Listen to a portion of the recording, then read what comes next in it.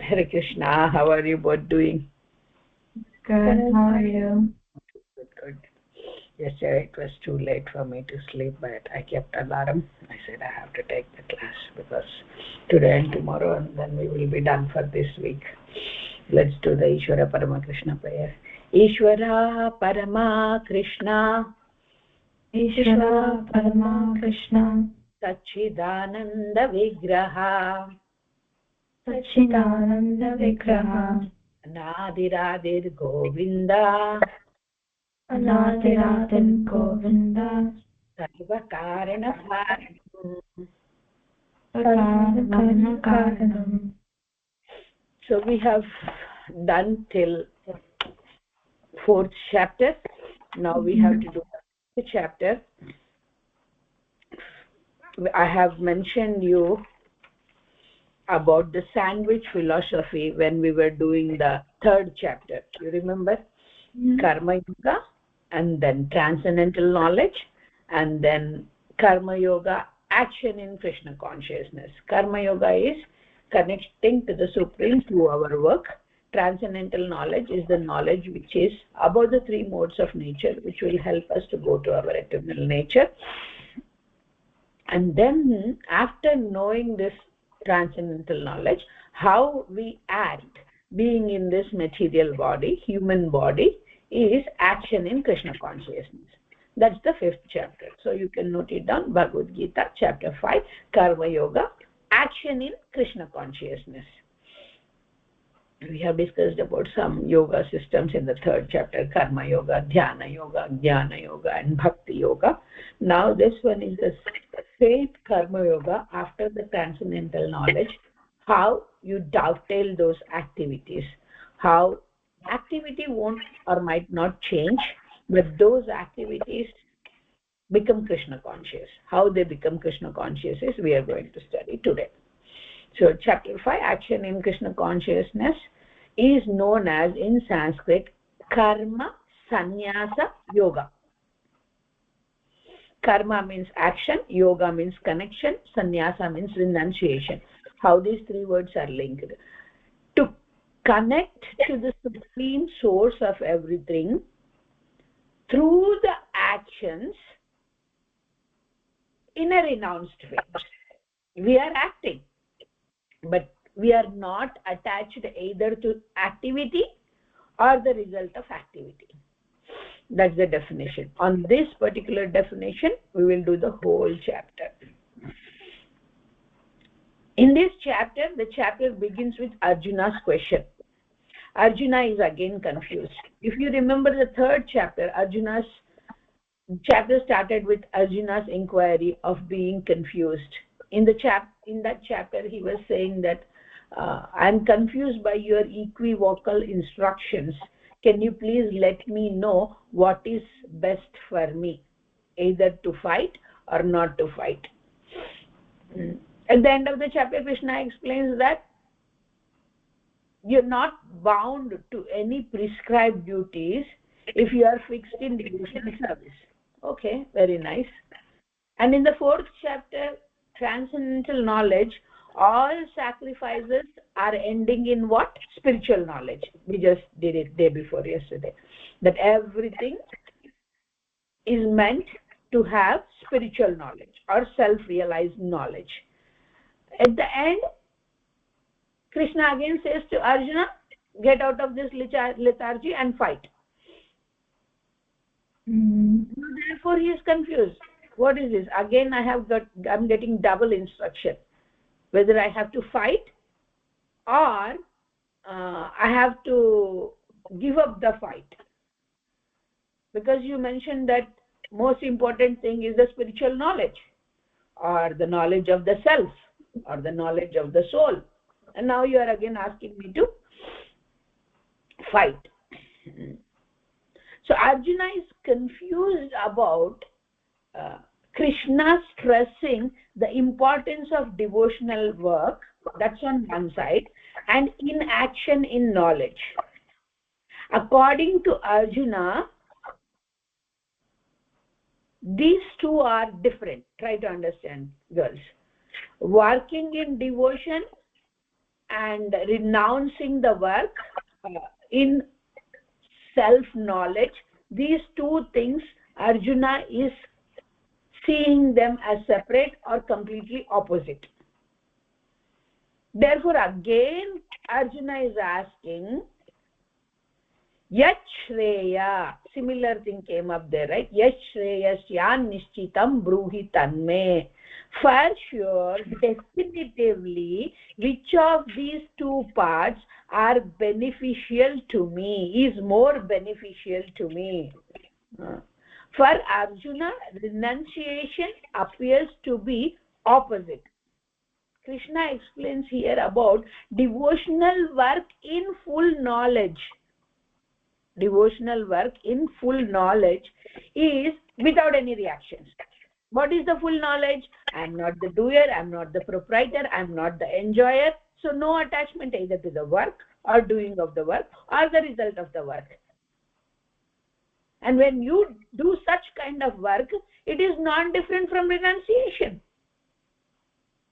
So this part Arjuna is not understanding. Arjuna is considering working in devotion and not working or inaction with the self-knowledge as two different things. But Krishna is saying performing your duty is devotional work. But as per the inquiry of Arjuna, out of these two paths, which is the best? So whatever we are all doing is a devotional work, if at all we are not attached to the work, if at all we are not attached to the result of the work, if at all we are not thinking we are the doer of the work, if at all we are not putting ourselves to be the enjoyer of the work with lot of expectations, then it will become devotional work.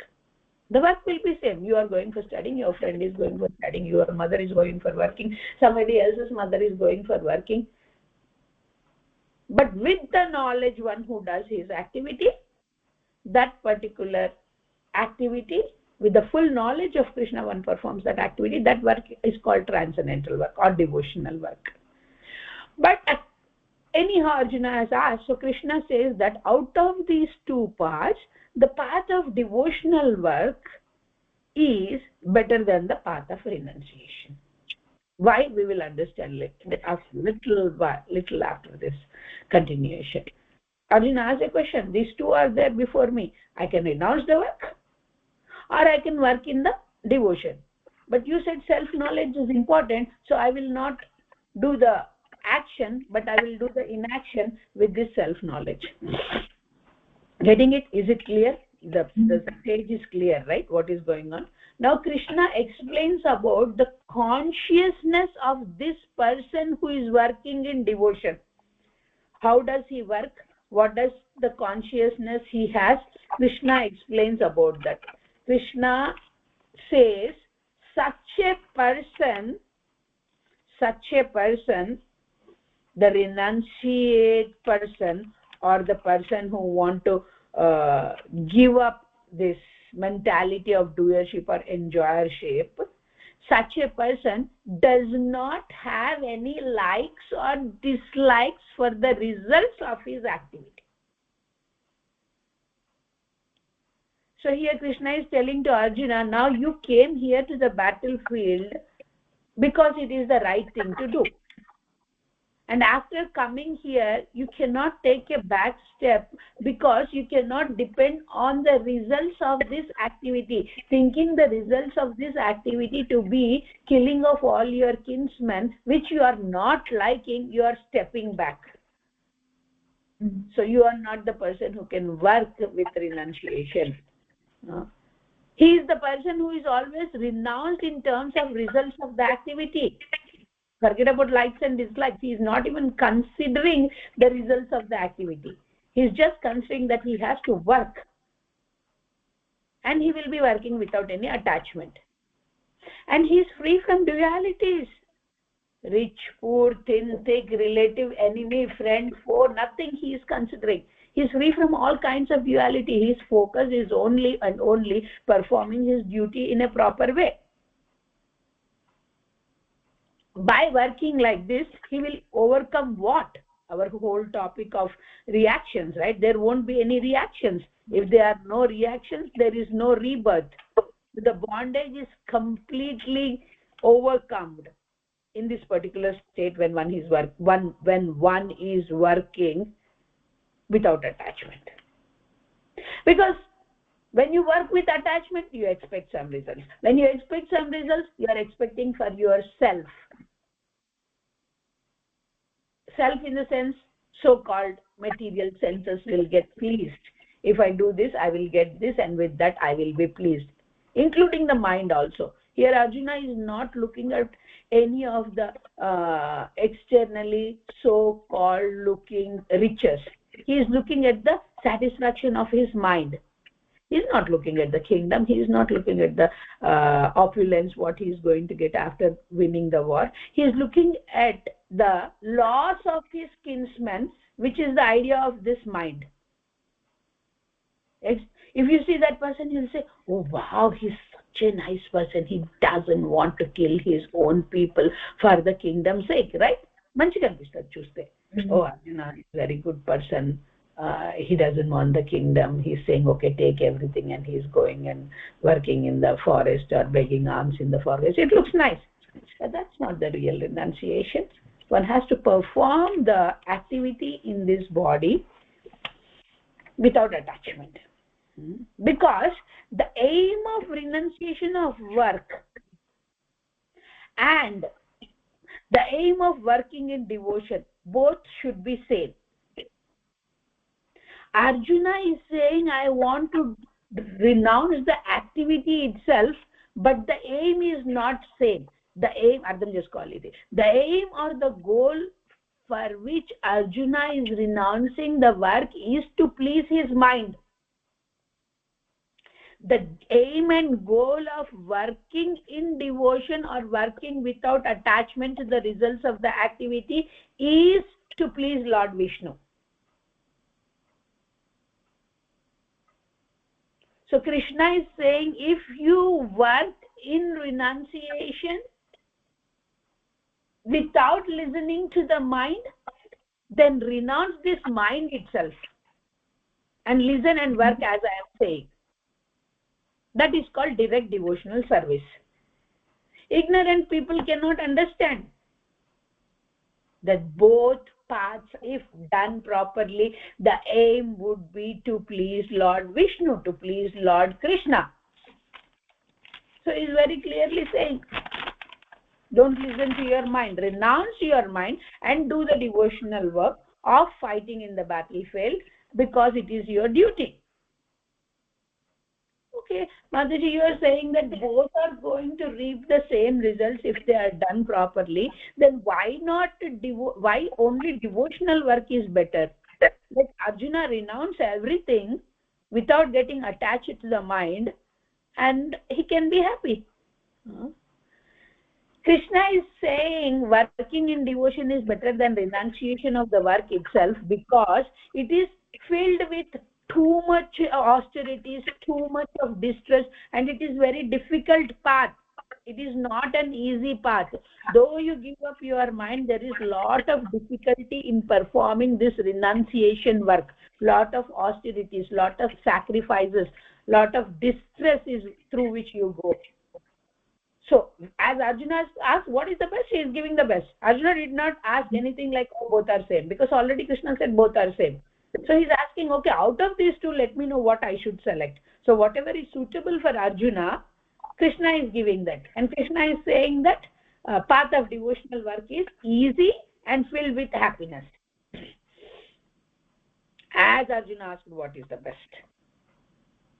For Arjuna's mind, it might look renunciation is easy, but from the viewpoint of a bird's eye view, the bird when it flies in the sky and sees, it can see more diameter, more perimeter, more vision from all the angles. But if Arjuna is sitting here and seeing, he can see only one angle, two angle, or three angles. That's it. He cannot see all the angles, but Krishna is seeing all the angles, and Krishna is saying, for you, as you are asking, being you in a Kshatriya body and Grihastha ashrama, for you, the performance of activity without attachment will be the real devotional work. And for that work, you will not incur any sin or any reactions. So much of depth in the action itself. So generally looking, whatever the activity you as a Krishna conscious devotee knowing the truth doing, and a person who doesn't know about Krishna doing, both may look similar, but the intention is totally different, focus is totally different, path might look the same, the process might look the same. Going in car, she's also going in car, you are also going in car. You need not go by walk to your work to show that you are renounced. If you do that, that's it, you'll be you'll be fired the next day. Okay, anyhow, superiority of the path of devotional service is established by Krishna. Superiority of the path of devotional service. How the devotional service is superior than the renunciation is being established here by Krishna. Now he describes the characteristics of the devotees who are engaged in this kind of devotional service or devotional work. He will be a pure soul. What does the pure soul mean? Pure soul means he is not inclined towards any of the materialistic modes of nature. Second, he is in full control with his mind and senses. This is the second characteristic. There is a word what we discussed earlier, Goswami. Goswami means, Swami means master, one who has mastered the go has two meanings. One is senses, one is cows, right? One who takes care of the cows, and the second meaning is one who is the controller of all the senses. So he controls the mind, he can take care, or he controls his mind and senses for not getting bewildered. The third quality is he is very dear to everyone and everyone is very dear to him. Very rare chances, right? We be dear to everyone. Okay, we can try everyone to make dear to us because we are seeing Krishna in them. And for everyone also, we being dear is little hard. That is not under our control, right? I can say I like you both, but it is not mandatory that you both also should like me. That's not in my control. But Krishna says when you do the devotional work, you will be loved by everyone. Such a person who has Krishna in the center, he will be loved by everyone. Obviously, he will also love everyone because he is seeing Krishna in everybody. And the fourth point is, though always working, such a person is never entangled in any reactions because his senses are no longer engaged in the sense objects which will give pleasure to his own senses, but they are working according to the duty in a detached manner. As I have said, looking at two people working, it looks same. But coming to the point of reactions of that activity, both are different because one is attached to the activity and the results of the activity, and the other one is totally detached and he is performing as it is his duty to perform.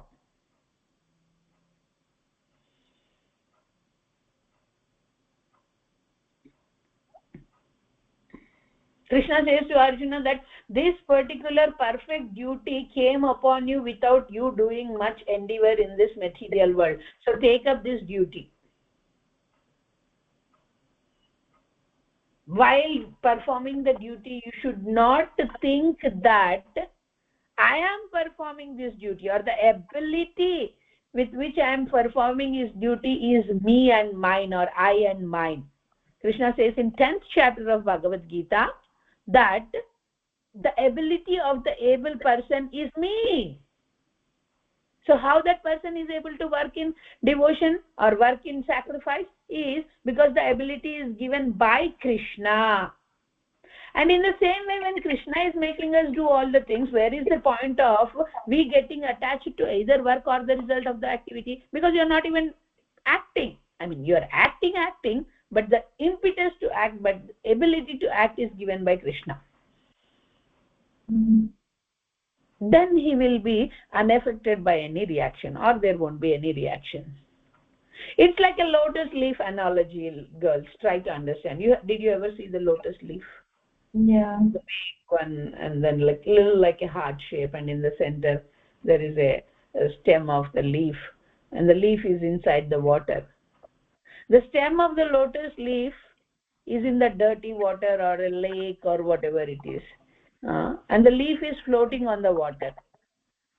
Because of some turbulence little bit here and there, the water comes over the leaf, but it will be dancing like a bubble on the leaf, and it will fall off, and afterwards you touch the leaf, it's not even damp, right? In that way we are in this material world which is full of dirt, and which is we are not should be, we are, according to the providence and our karma, in this material world, in the dirty material world, but still we should be like lotus leaf which is untouched by the tinge of moisture.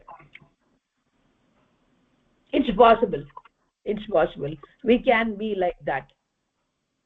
When our body, our mind, our intelligence, our senses, everything is engaged in the work without any attachment.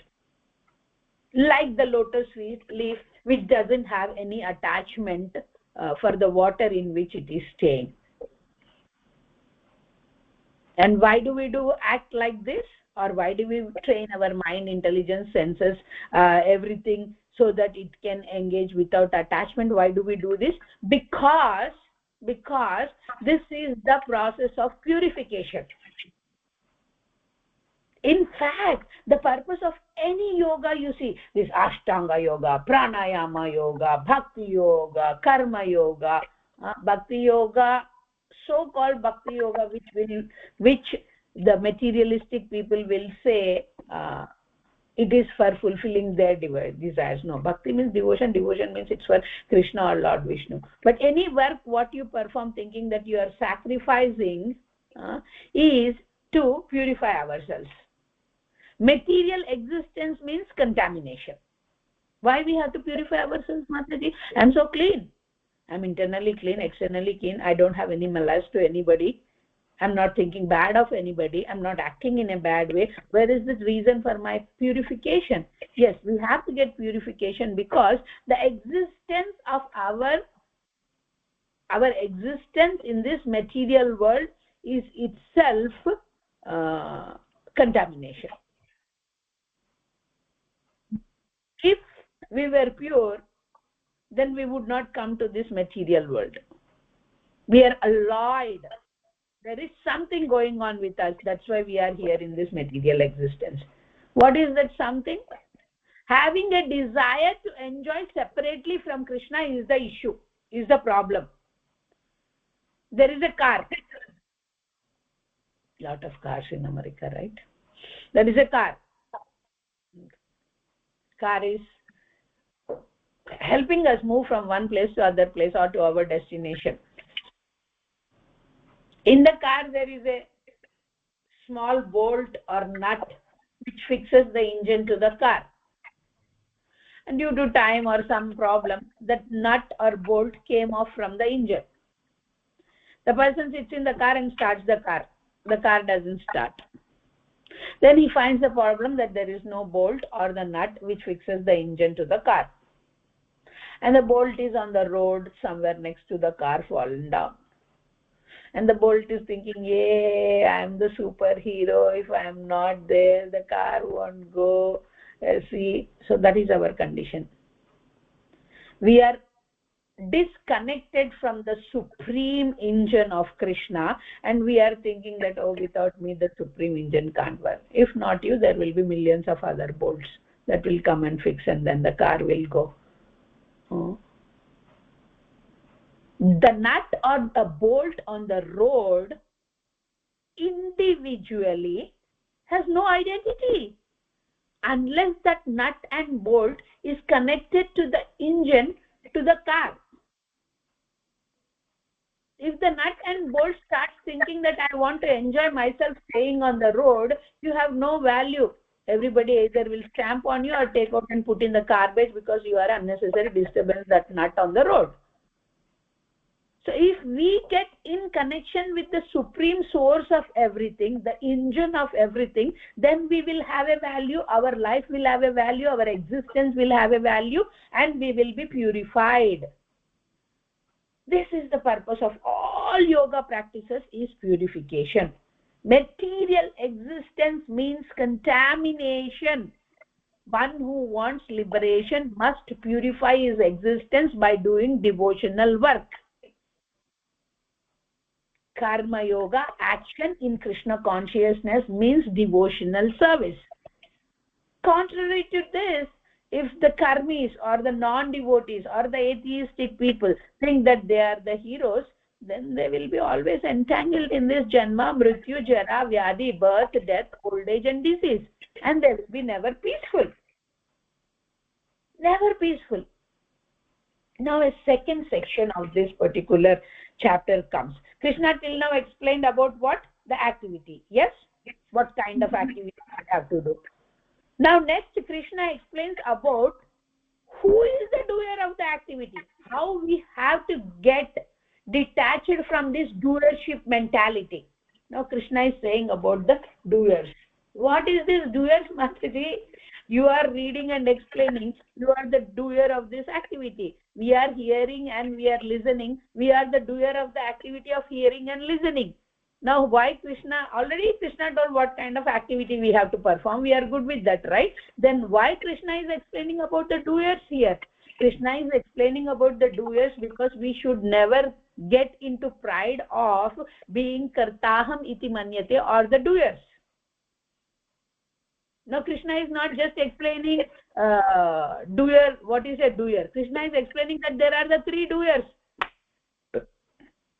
Same activity but three doers. I'm explaining, right? I'm putting my hand up and saying three doers. This is an activity. You are listening, your eyes are working, your mind is working. This is an activity. But for that, Krishna is saying that there are the three doers. This is the second section wherein Krishna is explaining a concept of doers. Krishna explains about the doers of the activity to be classified into three types. Listen carefully. First one, who is the doer? Who is the doer? Three doers involved, right, in any activity. First doer is the person who desires to do the activity. You're desiring to do the activity? Yes. So you are the doer. I am desiring to give this class on the 5th chapter to you both girls. That's my desire. Okay. Then what happens? Second one is who? The super soul sitting inside everybody's heart. The supreme personality of the Godhead in his localized form as Paramatma is the second doer. Why, Mataji?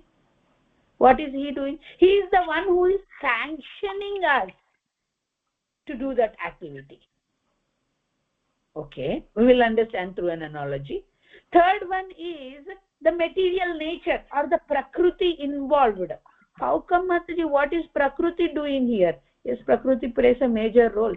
Prakriti has three modes of material nature. Which mode of material nature you are inclined to, it is helping you to do that perform activity. Either it is in the mode of passion, ignorance or goodness. So Prakriti has a major role. The reality is that a person can only desire about an activity, nothing else after that. After that, as super soul, Krishna sanctions that activity. Let's say I have a desire now and I want to lift this hand.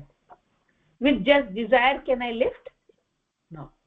There should be ability. And who is giving that ability? Who is giving that sanctioning is the super soul. Let's say, no, Mataji, I have a desire, I'm lifting the hand. There is no place of super soul here. See, one hand, two hand, I'm fighting, I have strength. Let's say a paralytical person who got paralysis. His hands are not working. But he has a desire to say Jai, Jai, Jai, Jai. He's paralyzed. His desire is inside. But can he lift the hand? No, he cannot lift the hand because there is no sanction from the super soul for that. Then who is doing the real work, Mataji? sanction is given by Krishna as super soul, and desire comes from us. We are the two doers, let's say, partially. Then who is doing the work? The material nature or the Prakriti does the real work of lifting the hand. The material nature, the Prakriti, the inclination of us, the jivas, to get attracted to the three modes of material nature by the sanction of the super soul is carried out by the three modes of material nature.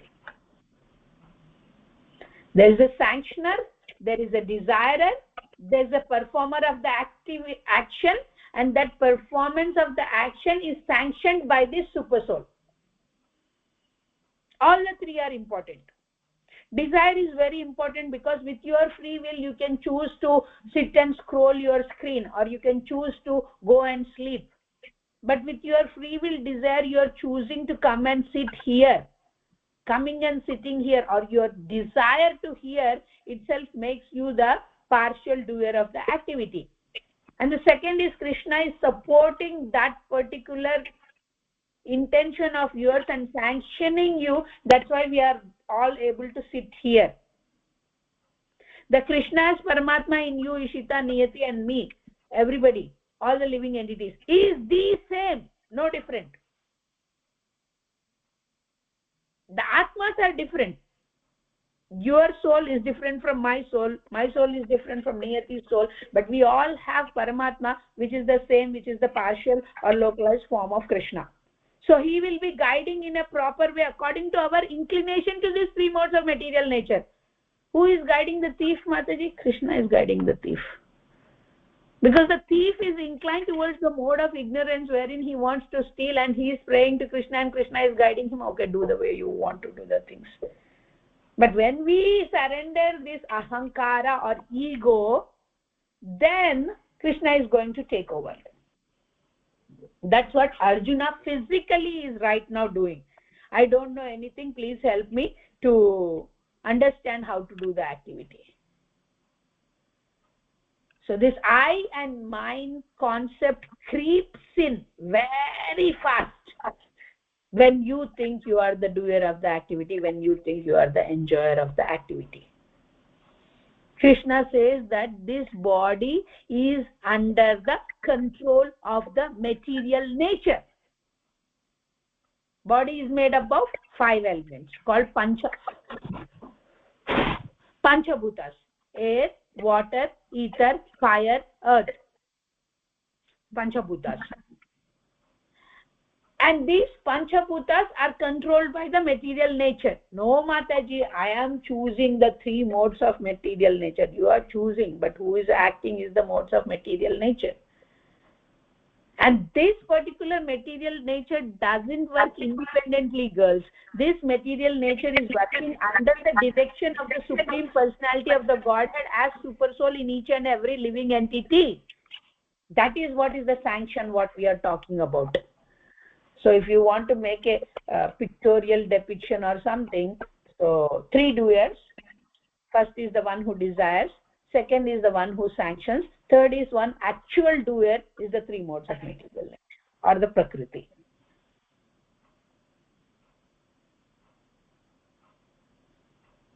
Desire, sanction, material nature. If a person is actually detached from his body, whatever the actions performed in this body are not effective. There won't be any reaction because he is not attached to the either action or the result of the action. In contrary, the ignorant person feels that he is the doer of the activity, feels that he should be the enjoyer of the results of that activity. He gets entangled again and again and again. So what is the key niyati here? The key is detachment. Once we be detached, then we will be free from the reactions. No bondage, no suffering. Now Krishna explains some other topic. Krishna then explains about a person who is performing sincere devotional work. How does he progress in the path? Because Arjuna is asking what is the best path, right? So he says that how does this progress happen? Okay, he is doing the devotional work. How does this progress happen? One who is in proper alignment with the intelligence, with the mind, with the faith, all these things: intelligence, mind, faith, and refuge. You know what is intelligence. Intelligence is the one which guides everything, and that intelligence has to be sharpened with Shastra, what we are doing now, Vedic study. And then this intelligence controls the mind. So the intelligence, mind, and the faith, what you have faith in, and refuge. Refuge means shelter. All these three things should be fixed in the source of everything, Ishvara Parama Krishna, Sarva Karana Karanam. When all these things are fixed on the supreme power, supreme source, then we will be cleansed of all the impurities and eligible for the perfect knowledge. That's how one makes progress in the path of liberation. Intelligence, mind, faith, and refuge. Everything should be fixed in Krishna consciousness. Then we will get the true knowledge. And by the virtue of this true knowledge, a person sees everything equal vision. So we will go to a picture plate in the center. Yesterday also I showed you some picture plate. So I think this is picture plate number 7, if I remember properly, 7 or 8, but yeah, 7. This is the picture plate. I will show you now. You are seeing here a picture, a tree, a sadhu, a brahmana sitting and reading here his things. This is the person who is the seer, the sadhu, realized soul. Here is the cow, here is the dog, here is the dog eater, here is the elephant's rider. Everybody you see here. And everything is watched by this sadhu. So what is this verse? Vidya Vinaya Sampanne Brahmane Gavihastini. So this verse says that by the virtue of the true knowledge, this verse number is 5.18. If you want to note it down, 5th chapter, 18th verse. This chapter speaks about the equal vision. What is this equal vision, Mataji? Who can do this equal vision? One who is doing devotional work, he can do the equal vision. He can see the Paramatma in everybody. Vidya Vinaya Sampanne Brahmane Gavihastini Suni Chaiva Swapake Cha Pandita Samadarshina. The humble sage, okay? The humble sage, okay? He is the humble sage who is watching from under the tree. The humble sage, by the virtue of, by which sense he is seeing, by what virtue he is seeing, by the virtue of the true knowledge. So here we are again coming back to the transcendental knowledge, self-realized knowledge, true knowledge. By the virtue of the true knowledge. Without the knowledge, the person is not, cannot be told as humble sage itself. So the humble sage, by the virtue of the true knowledge, sees with equal vision. Whom and all he is seeing? A learned and gentle brahmana, a cow, an elephant, a dog eater who is an outcast, everybody with the same vision. He won't discriminate. He won't discriminate. Not only human beings, there are dogs and elephants are also involved, and the dog eater who is the most sinful, he is also involved. He is seeing everybody with the equal vision. This is the quality of a person who is fixed in devotional work. That doesn't mean that you go and put your hand in the barking dog's mouth. That's insane. You have to use your intelligence not to take shelter of the dog, but to act properly and get away from those kind of situations. Within every type of living being, there is an actual spirit soul, and the person who has the perfect knowledge of this sees Paramatma in everybody, but discriminates with his intelligence how to act. It is said that the parents or the mentors or the guides or the leaders should hiss like a snake but not bite. Hissing is you are making them cautious, you should not do it, but biting is something beyond what they should do. That will not help. The person will die after the snake bites. Where is the thing of making him afraid? There is nothing called. So the person's children or dependents hope on the dependency, or dependency will be shattered if you go beyond the limits. It should look like you are affected, and it should look like they have to change, but at the same time it should not break them. Every living entity has this super soul Paramatma, but you should be knowing what is your actual duty. Such equanimity of the mind is the sign of self-realization. That person is eligible to get liberated to the spiritual world. Okay, that kind of person, like Arjuna asked, like, how does this Sthita Prajna behave? So how does he behave? He does not rejoice or lament, almost coming to the end, kids. Does not rejoice or lament on getting something or losing something. Oh, I got full grades today. Oh, I got to fail today. Neither too much rejoice nor too much lamentation on the results of the activity. His focus is to do the activity to his fullest. Pleasant or unpleasant results, gain or loss, it doesn't matter for him. He does not mistake this body with the real self. He has a bigger goal. He has a bigger aim. He knows the complete science of God. Who am I? Who is God? How I am bewildered? In Srimad Bhagavatam,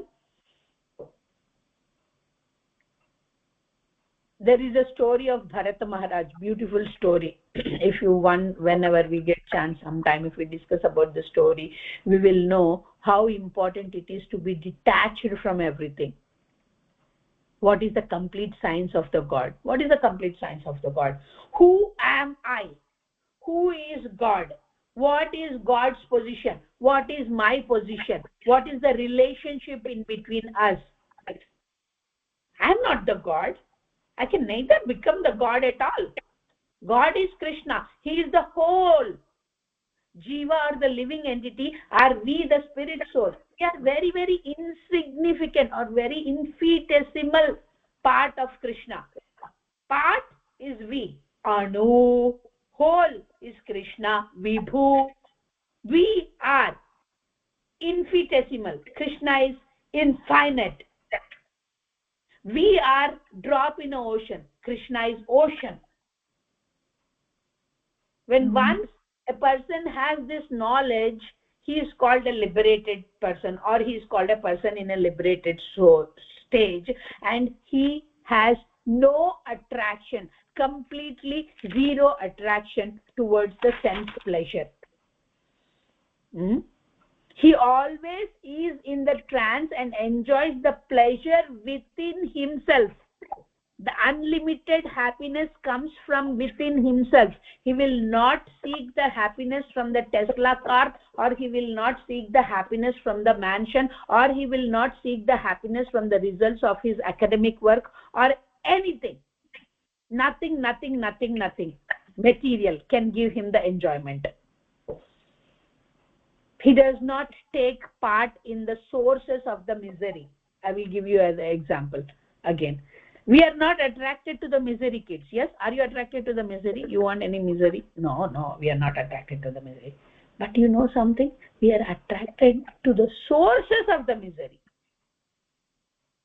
We are attracted to this. No, Mataji, I don't want the misery, so I'm not attracted to the sources of misery. No, we are. That's why we enter into misery. Example. Cold winter, freezing winter. You have a desire, you are attracted to the source of misery. How? I want to eat an ice cream. That's your desire. You are not attached to the sickness or the cold or the 1 week stress what you get out of the cold, but you are attached to the taste of the ice cream. You are not attached to the misery, but you are attached to the source of the misery. You are not attached to the results which are anyhow going to be detrimental in this world, but you are attached to the sources of those resulting activities. I don't want Janma Mrityu Jara Vyadhi, but I am planning perfectly to get into Janma Mrityu Jara Vyadhi, because I am attracted to the sources of Janma Mrityu Jara Vyadhi. Anything which is called sense pleasure, that is to our senses of this, and so on, has a beginning and has an end. Sensory enjoyment has a beginning and has an end. Everything has an expiration date. So a sensible person, a wise person, does not take delight in getting attracted to something which has an expiration date. This is little, this is meager, this is temporary, this is flickering, this is momentary sensation which is never satiated. Again, this particular result, so-called happiness or distress or any result out of the sensory pleasing activity, is very little. It's not very huge happiness. It's very meager. It's not big thing. It's a very meager one. It's a temporary one because it will not be there forever. It is a flickering one, on and off, on and off, on and off, and it's a momentary one, momentary sensation, and it's never satiated. Let's say, what is your best wish today? You say that I want to get the top in my school. That's my wish today. Is it going to be the always wish for you? After your studies, what you will do? There is no studies, there is no exams, you can't be top of anything. So that's a temporary one. Nature of the wish, nature of this pleasure is unending. The nature of the spiritual pleasure or the real pleasure, contrary to just now what we have understood, is unending. Means it is permanent and it is unlimited, no limitation for that. When you can tolerate the urges of the senses, you are told to be Goswami. And how we know that? We have to check the forces of desire and anger. Yesterday we were doing, right? Day before yesterday, what we were doing is Ichha, Dvesha, Samuthena. Ichha means desire, Dvesha means hate and anger. We have to keep on checking with these forces of desire and anger. When you see that, you can be in your absolute path of renouncing the work. No more endeavors for happiness externally. We will be beyond this duality of doubt. Mind is engaged always in this doubting, accepting and rejecting depending on its doubts. That mind will get completely sin-free. Constantly we have to endeavor for this self-realization. Conscious endeavors have to be made. Almost done, kids. Krishna describes briefly the process of Ashtanga Yoga here. To satisfy all the different you have to keep the senses off from the sense objects, then we can do it. No, what the Ashtanga yogi has to do, it's not easy. He has to shut off all the senses. He has to focus his vision between the eyebrows. This is Dhyana Yoga. In the next chapter we will understand more, but Krishna is giving a glimpse or a trailer of Dhyana Yoga. Ashtanga yogis try to get into liberation by controlling their senses, shutting off all the senses, the vision between the eyebrows, controlling the breathing, inward, suspending the breathing activity, inward breathing, external breathing. Then he gets free from the fear, but then he gets free from this bodily entanglement. But if a spiritualist, if a devotee is free from fear, anger and desire, bhaya, dvesha, hate, krodha, anger. Once you are free from these all things, certainly you are in a liberated state, though you are in this body. Or else this Ashtanga Yoga process is very, very difficult. You will see in the 6th chapter more details how Krishna explains about this Ashtanga Yoga. Krishna concludes this 5th chapter by describing how one can attain perfect freeze from all material miseries. The last verse of this chapter says one should know 3 things. Who is the ultimate beneficiary? Bhoktaram, Yajna Tapasam. Who is the Yajneshwara, Yogishwara? Who is the ultimate beneficiary of all these austerities and sacrifices is Krishna only. Second thing, Krishna is the supreme lord of all the planetary systems and devatas also. Very important. He is the source of all sources, right? So the beneficiary or the protector or the enjoyer of all these planetary systems and devatas is Krishna. Each planet is being handled by certain devata. Every devata is in a position only when appointed by Krishna. Without the appointment given by the Krishna, without giving this job by Krishna, they cannot be in that position. They cannot be lord of the planet without the Lord's mercy. Surya Dev, Varuna Dev, Vayu Dev, Indra Dev, Chandra Dev, they are taking care of different departments. They get into the proprietorship or the managers of that particular system only because Krishna is sanctioning them. All are appointed by Krishna. So we have to know that Krishna is the supreme lord not only for us as Paramatma inside, but for all the planetary system here and also the demigods. Third point, very important point. Krishna is the well-wisher of every living entity. He is the topmost well-wisher. Nobody else can be as well-wisher as Krishna. One who knows, suppose we put 1 step towards Krishna, Krishna is putting 10 steps towards us, asking us to come back to him. He is not happy seeing us suffering here in this material world and thinking that this suffering is the enjoyment, illusory enjoyment. Perfect peace formula, you can say. Srila Prabhupada says perfect peace formula is these 3 things. Krishna is the only beneficiary. Krishna is the supreme personality of the Godhead, not only for this planetary system but all the planetary systems and demigods. And Krishna is the ever well-wisher.